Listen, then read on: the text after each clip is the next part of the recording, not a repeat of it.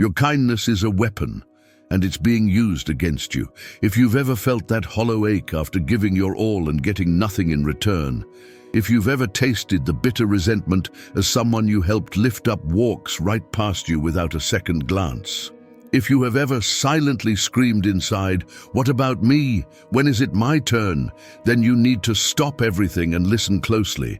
You have been fed a lie, the good person's lie. It sounds like this: be good, be selfless, put others first, and you will be valued, respected, and loved.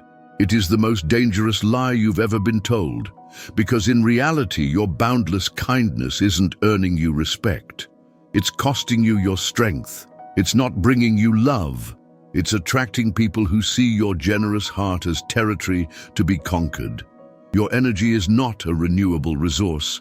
It is an emotional bank account that is being perpetually robbed, and you keep authorizing the withdrawals.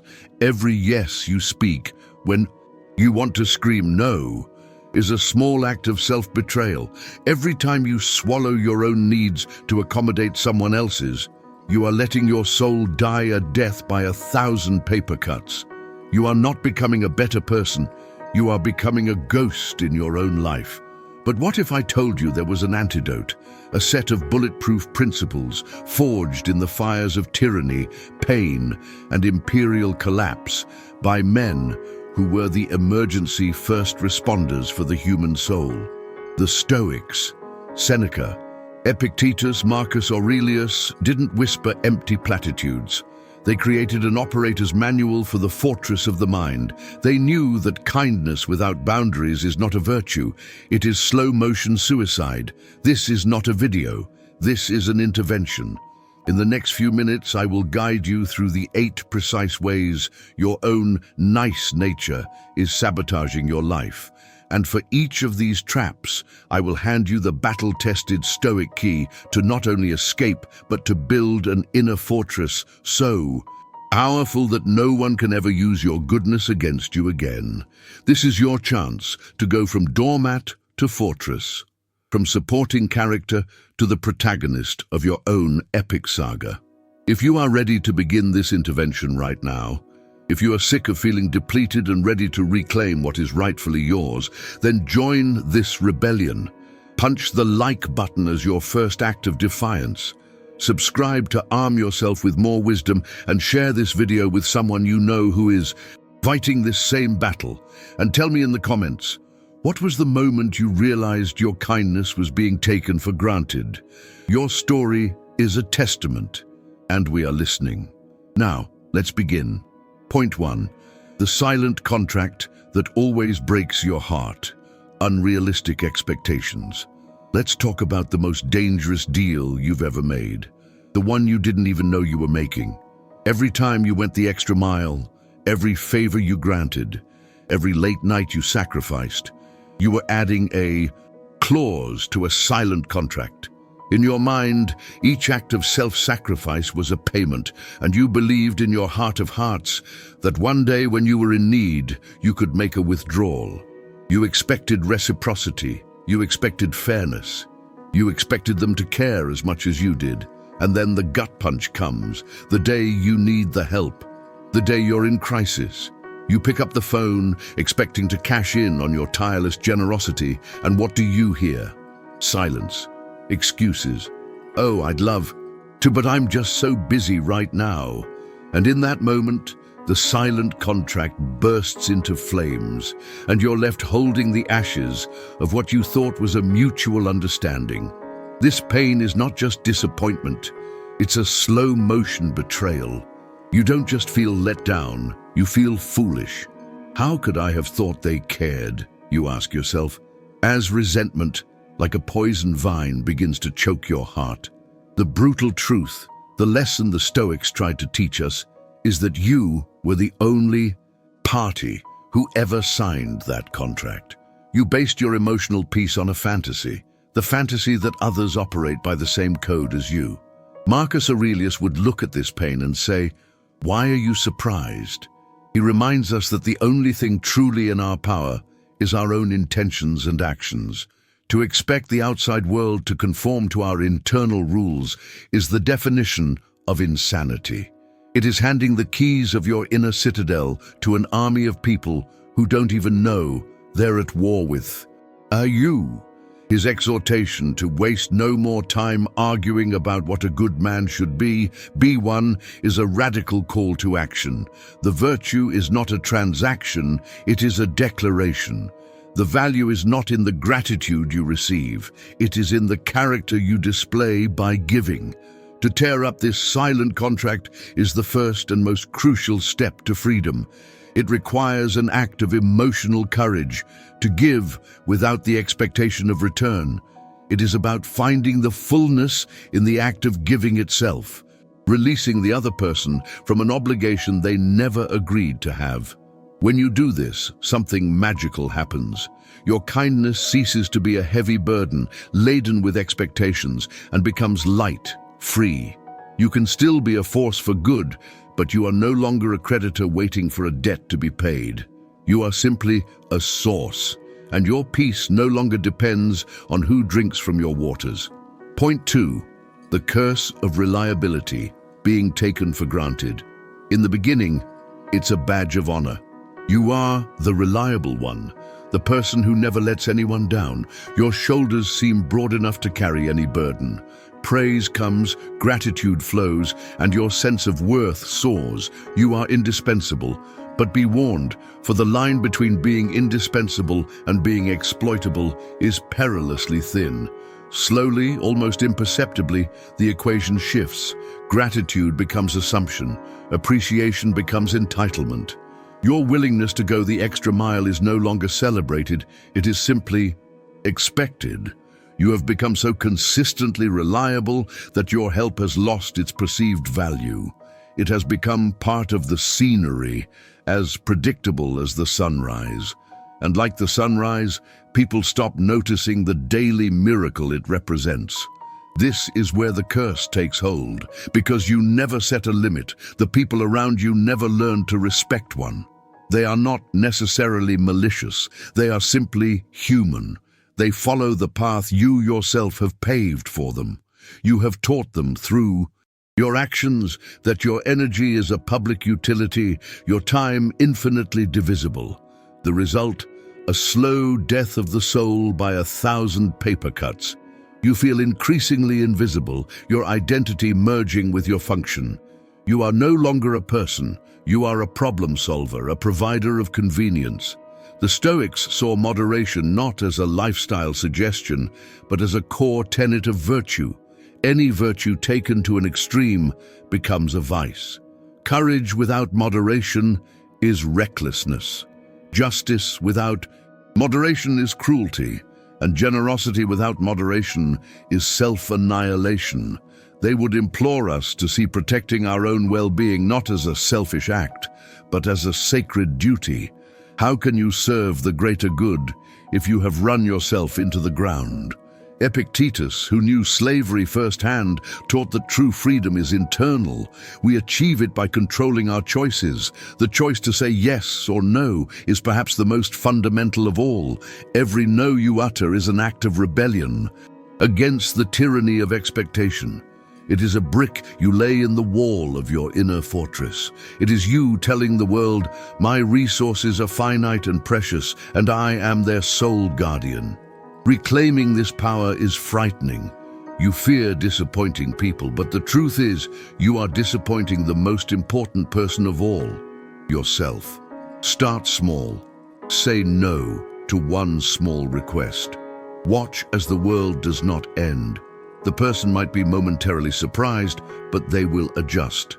In doing so, you begin to re-educate those around you. You teach them that your help is a gift, not a right, and gifts, unlike rights, are always valued more. Point 3. The graveyard of forgotten dreams. Your goals get lost. There is a place inside each of us, a quiet graveyard, where dreams go to die. Not with a bang, but with a whisper. They die of neglect. They are the casualties of 1,000 small postponements, each one justified in the name of being nice. This is the great tragedy of the people pleaser. In serving as the architect of everyone else's happiness, you allow the blueprints of your own life to crumble to dust. The cycle is a familiar one. You have a plan, the online course, the book you'll write, the time at the gym, the hour of meditation. It is your time. Then the phone rings, a friend is in crisis, a family member needs a favor, and you tell yourself the noblest lie of all, I'll get to my thing later, they need me right now. But later is a mythical land that never arrives. And every time you defer your own dreams for the urgency of another's, you bury another piece of yourself in that silent graveyard. Why do we do this? Behind the mask of selflessness, fear often lurks. As Carl Jung pointed out, to face oneself with all of one's ambitions and potential is terrifying. It's easier to face a friend's crisis, a problem with a clear beginning and end, than to face the blank canvas of your own life. Being the knight in shining armor for others distracts us from the fact that we are afraid to mount our own horse and ride toward our own uncertain destiny. We are hiding in plain sight, using kindness as our shield. Seneca would have called this what it is, a criminal waste of the only truly non-renewable resource we possess, time. He urged us to guard our time more fiercely than we guard our money, for lost time can never be regained. Every yes to a detour is a no to your purpose. By living this way, you are not just postponing your dreams, you are allowing them to be stolen one moment at a time. The recovery begins with an act of sacred rebellion, declaring that your time and your dreams matter, not equally important to others, but supremely important to you. This isn't selfishness, it's alignment with your purpose. Practically, it means treating your goals with the sanctity of a promise. Schedule them in your calendar. Protect that time. Learn the powerful phrase, "That sounds important, but I can't right now," as I have a prior commitment to myself. Marcus Aurelius reminded us that what we do now echoes in eternity. Every small action you take toward your purpose is a step away from regret and toward a life of authentic fulfillment. Stop being a supporting character in everyone else's life and take the lead role in your own. Point 4. The cloak of weakness. People will think you're weak. In a perfect world, kindness would be universally recognized as strength. It demands patience, empathy, and the power to rise above one's ego. Yet in the real-world arena of human interaction, kindness that is chronic and unchecked often broadcasts a very different and dangerous signal. It is frequently mistaken for weakness. Consider it from the receiving end. If you are always agreeable, never pushing back, always accommodating, you become a predictable, frictionless surface. People learn that with you, there is no resistance. They can offload their responsibilities, confident of your acceptance. They can make unreasonable demands, certain of your compliance. They do this not because they are evil, but because human nature flows down the path of least resistance, a path you have generously paved. The tragic result is that your generosity doesn't earn you respect, it loses you respect. People begin to see your eagerness to please not as a virtue, but as a sign that you fear conflict, that you desperately seek approval, or that you simply do not value yourself. This perception of weakness is a vulnerability. It can lead to being passed over for promotions, being overlooked in relationships, and feeling perpetually powerless in your own life. The Stoics knew that true strength was not external but internal. It was about self-mastery. Epictetus, a man who had been a slave, taught that freedom is the only worthy goal in life. It is won by disregarding things that lie beyond our control. Trying to please everyone is a futile attempt to control their perception of you, something that is, by definition, beyond your control. It is a form of self-enslavement. True Stoic strength lies in the courage to be authentic, to stand by your values, and to say no when your integrity demands it, regardless of the outcome. This is not a call to become abrasive. It is a call to cultivate dignified assertiveness. It's the ability to state your needs and boundaries calmly and clearly. It's saying, I am not able to take that on at this time, without a cascade of apologies. It's expressing a dissenting opinion with respect, but without wavering. It is the protection of your self-worth. As Carl Jung so wisely said, the privilege of a lifetime is to become who you truly are. Who you truly are is not a diluted, shapeless version of yourself, molded to fit everyone's comfort. You have edges, you have opinions, you have limits. Saying no is not just an act of self-protection, it is a projection of strength. It sends a clear signal to the world that you value yourself. And paradoxically, it is through risking the momentary displeasure of others that you gain their lasting respect, and more importantly, your own. Point 5. The invitation to energy vampires. In the social ecosystem, there are individuals who sustain themselves by feeding on the vitality of others.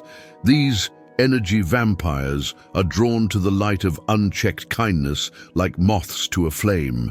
They are masters of detecting empathy and a reluctance to say no. If this describes you, you are to them a perfect host.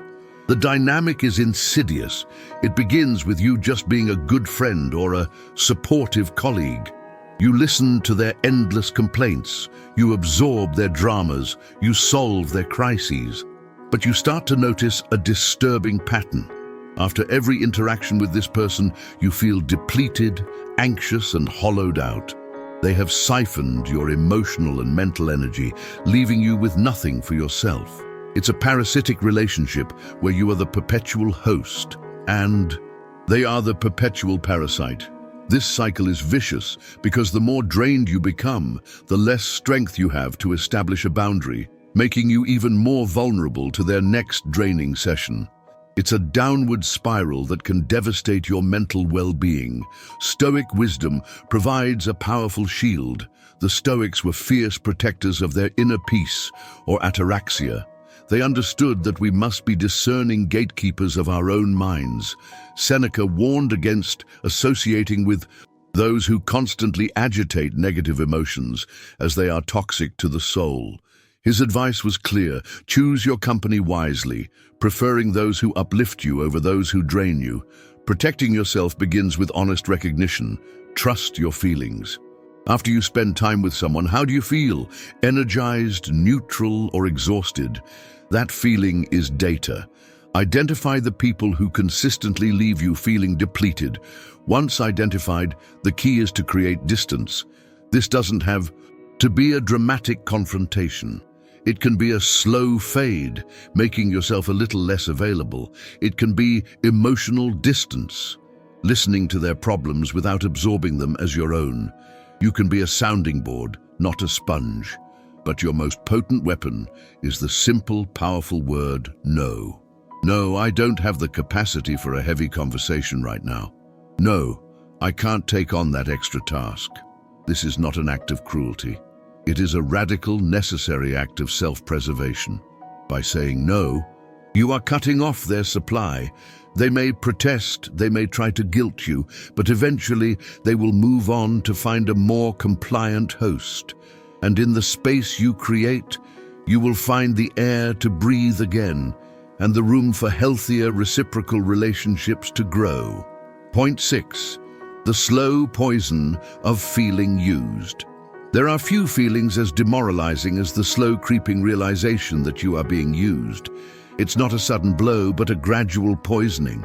It's the cumulative effect of 1,000 unbalanced exchanges where your generosity has been met with indifference, your sacrifices met with convenience. It's the hollow feeling when you see that you have become a function in someone's life, a resource, a tool, rather than a person who is valued for their own sake. This feeling arises from a fundamental imbalance. Healthy relationships are a dance of reciprocity, a give and take. But in these dynamics, you are the only one dancing. You are giving everything, and the other A person is simply taking. This one-way flow of energy is unsustainable and inevitably breeds resentment. You established the pattern with your compliance, and now you are trapped by it. The Stoics teach that true power lies within. Marcus Aurelius stated, "You have power over your mind, not outside events. Realize this, and you will find strength. While you cannot force another person to be reciprocal, you have absolute power to stop participating in the dynamic that allows you to be used. You can choose to walk away from the dance. This requires an honest audit of your relationships. Where are you over-investing? Where is the flow of energy entirely one-sided? Recognizing this is the first step. The next is action. It's about recalibrating. It's about learning to match your investment to the investment you receive. This isn't about petty scorekeeping. It's about profound self-respect. Test the waters. Ask for a small favor in return. Say no to an unreasonable request. The reaction will tell you everything you need to know. Some relationships, built only on the convenience of your giving, will crumble. Let them go. As Epictetus would argue, feeling used is a form of emotional slavery. Breaking these patterns is an act of emancipation. The relationships that survive this test will be stronger, more authentic, and built on the solid ground of mutual respect. You are reclaiming yourself, not as a tool for others' convenience, but as a sovereign individual. Point 7. The savior's addiction. Getting hooked on helping. The rush of being the hero is a potent drug. Solving someone's problem provides a surge of validation, a feeling of purpose and importance that can be intensely addictive. When you are the savior, you feel important, competent, and good. The danger is when your self-worth becomes dependent on this external validation. You stop helping simply out of kindness. You start helping because you need that fix to feel worthy. This is the savior's addiction. You begin to unconsciously seek out broken people and chaotic situations because they are the arena where you get to play the hero and feel that rush. This pattern is a trap. It's unsustainable, leading to inevitable burnout. More insidiously, it becomes the ultimate form of self-avoidance. It's far easier to focus on fixing others' lives than to do the hard, messy work of building your own. Most critically, this addiction prevents you from developing intrinsic self-worth. If your value is tied to your function as a helper, who are you when no one needs saving? Your identity becomes fragile, dependent on the brokenness of others. The Stoics warned against this very thing, pegging our happiness and worth to external factors.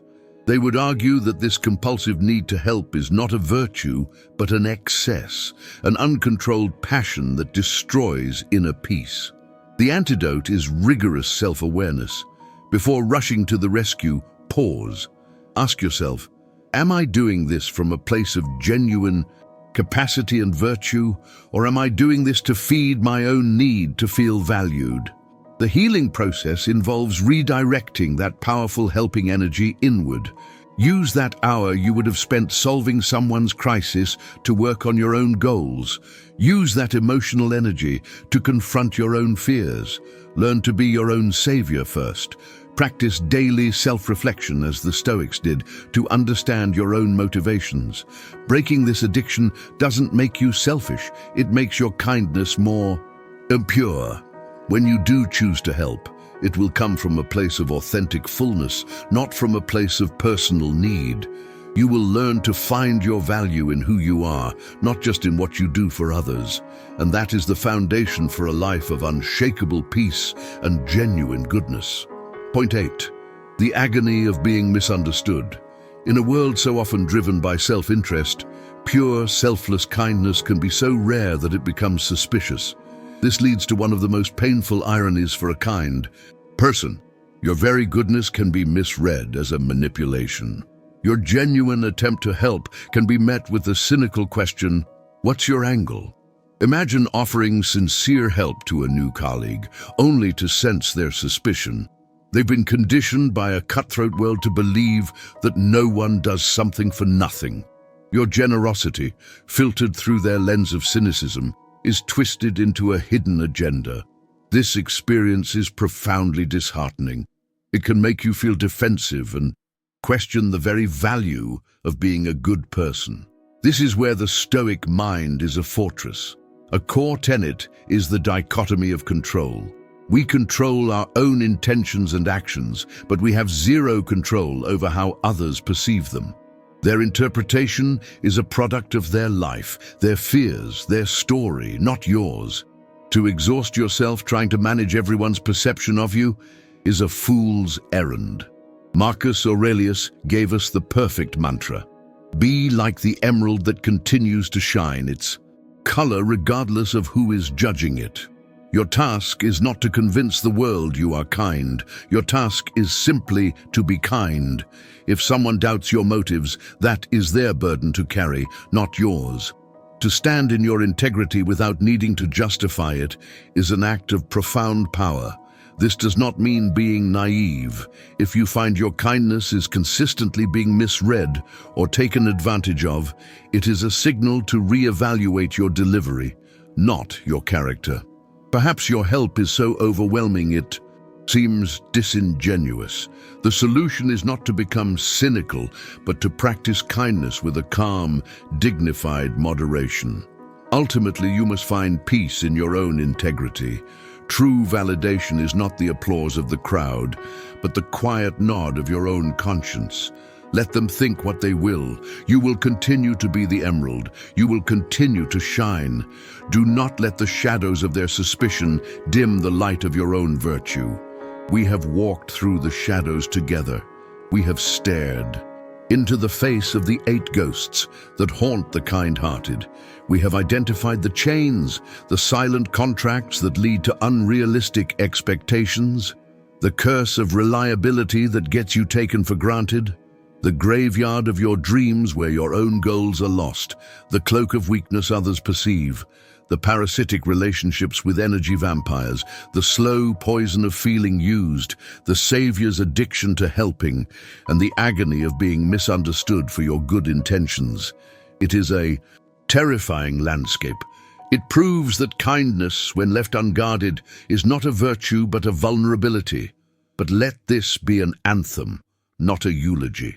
The goal was never to convince you to be less kind. It is to ignite within you a revolution to forge a new kind of kindness, a kindness that is not soft but strong, not naive but wise, not a weakness but the ultimate power. This is your call to action. Today, you stop being a servant to the endless needs of the world and you declare your own sovereignty. You reclaim your time. You reclaim your energy. You reclaim your dreams. You learn to wield the word no, not as a weapon of rejection, but as a shield of self-respect. The Stoics showed us the way.